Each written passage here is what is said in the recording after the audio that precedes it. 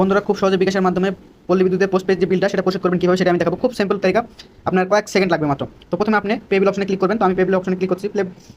বিল অপশনে এখানে আসার পরে আপনারা সেখানে দেখেন এখানে অনেকগুলো আপনারা অপারেটর পেয়ে যাবেন, বা আপনার উপরে একটু স্ক্রল করলে দেখবেন। তো এখান থেকে আমি দিব হচ্ছে পল্লী বিদ্যুৎ পোস্টপেড, হ্যাঁ এটা। তো এখানে ক্লিক করবেন। এখানে ক্লিক করার পরে দেখুন আপনাকে মাস সিলেক্ট করতে হবে, বিলের সময়সীমা। তো আমি আগস্টের দিব। আগস্ট দেওয়ার পরে এখানে দেখুন একটা নাম্বার আছে, SMS অ্যাকাউন্ট নাম্বার। এই SMS অ্যাকাউন্ট নাম্বার আপনার হচ্ছে দেখবেন আপনার বিলের কাগজে উপরে লেখা থাকবে যে SMS অ্যাকাউন্ট নাম্বার। ওই অ্যাকাউন্ট নাম্বারটা এখানে দিবেন। তারপরে আপনার নেক্সট বাটনে ক্লিক করবেন। তো আমার এটা কি, আমার এটা অলরেডি সেভ করা আছে। তো আমি এটা সেভ করে, তো দেখুন আমার কিন্তু এখানে এই যে এটা কিন্তু সেভ করা আছে, এই যে বিল অ্যাকাউন্ট নাম্বার। তো আমি এখানে সিম্পল প্রেস করবো। আপনার এখানে নাম্বারটা দেওয়ার পরে সরাসরি এই পেজে চলে যাবেন। তো এখানে আসার পরে আমি আগস্ট সিলেক্ট করলাম, তারপরে হচ্ছে নেক্সট। আমার বিল কিন্তু এখানে দেখাচ্ছে 249 টাকা। এটা কিন্তু আপনার বিলের কাগজের সাথে অবশ্যই মিলিয়ে নেবেন। তো তারপরে পরের ধাপে ট্যাপ করুন। এখানে আসার পরে আপনার বিকাশের পিন নাম্বারটা দিবেন। তো আমি বিকাশের পিন নাম্বারটা দিলাম, তারপরে নেক্সট। দেন এখান থেকে প্রেস করে ধরে রাখবেন।